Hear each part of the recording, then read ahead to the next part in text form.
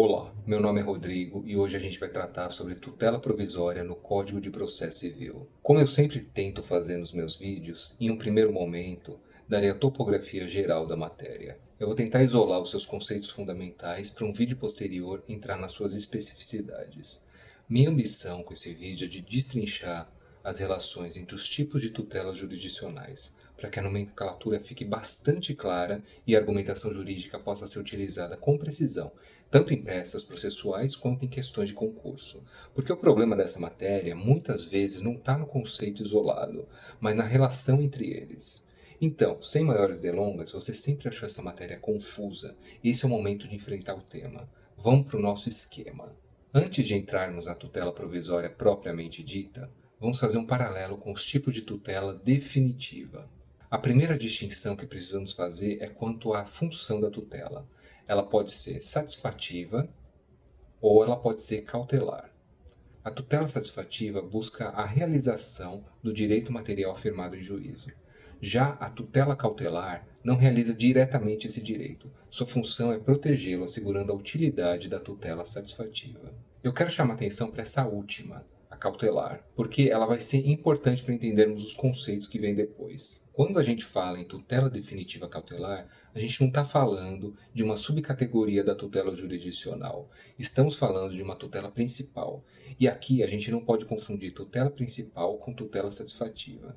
São as características da tutela cautelar: ser autônoma, possuir objeto litigioso próprio. Afinal, o mérito corresponde ao direito de cautela e é dissociado do mérito da demanda satisfativa principal, salvo prescrição e decadência. Referir-se ao direito que é objeto de outra tutela, que é a tutela da tutela ou o instrumento do instrumento. Possuir duração limitada no tempo, pois os efeitos só durarão o período necessário para a cautela a que se predispõe. Então, onde isso tudo deixa a nossa tutela provisória? A tutela provisória aqui, ela age sobre esses dois eixos, tá? A satisfativa antecipa os efeitos finais da tutela de conhecimento ou execução, o que chamaremos de tutela antecipada, ok? Ou a não satisfativa, tá? Antecipando os efeitos finais da tutela cautelar, para propiciar a satisfação e o gozo do direito de cautela e, por conseguinte, a preservação do direito material acautelado, o que chamaremos de tutela cautelar. Então aqui a referência, né? A tutela antecipada é a satisfativa e a tutela cautelar é a cautelar não satisfativa, tá bom? Ambas existem com uma função clara, antecipar os efeitos da tutela definitiva, seja a padrão, que é a satisfativa, ou cautelar não satisfativa. Assim, a tutela provisória é a técnica processual utilizada para essa antecipação de efeitos. E guardem isso, é uma técnica processual. Por isso, as características da tutela provisória, seja satisfativa ou cautelar, são cognição sumária, pois é um juízo de probabilidade; precariedade, podendo ser revogada ou modificada no curso do processo; inaptidão para a coisa julgada, tanto pela sua provisoriedade quanto por ser destinada a ser substituída por tutela definitiva que a confirme, revogue ou modifique. As tutelas antecipadas e cautelar podem ter como fundamento a urgência. Nesse caso, precisamos demonstrar o perigo de demora e a probabilidade do direito. Então aqui, a gente saiu aqui, tá a nossa tutela provisória, e esse aqui são os fundamentos dela, tá? Ela pode ser de urgência e ela pode ser de evidência, como está no Código de Processo Civil. E tanto a tutela cautelar pode ser de urgência, quanto a nossa tutela antecipada também pode ser de urgência, tá? E ambas precisam do perigo da demora e da probabilidade do direito.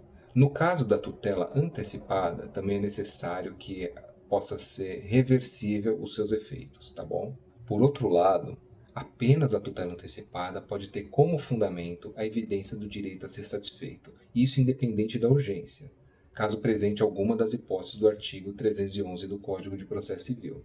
Aqui, olha, a tutela antecipada, caso presente as hipóteses do 311, ela é de evidência, tá? Quanto à forma, em geral será no bojo do processo em que se postula a tutela definitiva, e esse requerimento pode ser antecedente ou incidente. Agora nós estamos aqui, a forma e o requerimento antecedente ou o requerimento incidente, tá bom? A antecedência pressupõe uma urgência tão imediata que não há tempo suficiente para formular, desde logo, o pedido da tutela definitiva em toda a sua extensão. Já a incidência é deduzida juntamente ou após a apresentação do pedido de tutela definitiva, podendo ser formulada a qualquer tempo. Por isso, tutelas antecipadas e cautelar de urgência podem ser requeridas em caráter antecedente ou incidente. Na tutela de evidência, por outro lado, não existe essa pressão temporal que justifica o requerimento antecedente. O antecedente existe justamente para situações em que a urgência não permite formular, desde logo, o pedido de tutela definitiva em toda a sua extensão. Por isso, a tutela de evidência só é veiculada em caráter incidente. Para raciocinar isso sem precisar decorar, basta observarmos as hipóteses da tutela de evidência no artigo 311 do CPC, nas quais o processo já apresenta um estado mais maduro, seja por documentação robusta, tese jurídica pacífica ou comportamento da parte na marcha processual. Notem que essas classificações respondem a perguntas diferentes e, por isso, estão em níveis diferentes. Primeiro nível: qual é a função da tutela provisória? Aqui. Ela é antecipada ou ela é cautelar?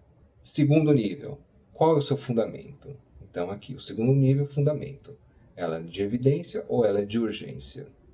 Terceiro nível: quando ela é requerida? Aqui a forma de requerimento: em caráter antecedente ou em caráter incidente? Isso é tudo por hoje. Por favor, não esqueça de comentar o vídeo e deixar um like. Obrigado e até a próxima.